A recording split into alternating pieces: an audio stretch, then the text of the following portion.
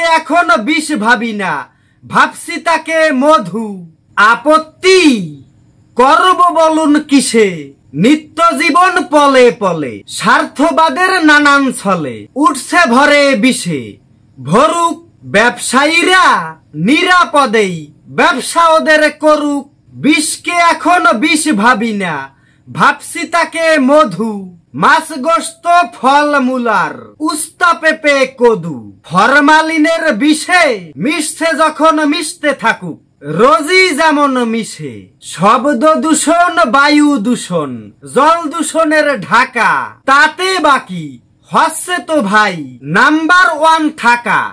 থাকি হাজার দূষণ বহন করেই দিনগুলি যাক বাকি। সুপ্রিয় দর্শক মন্ডলী, কবিতাটি শহীদ সাহেবের লেখা।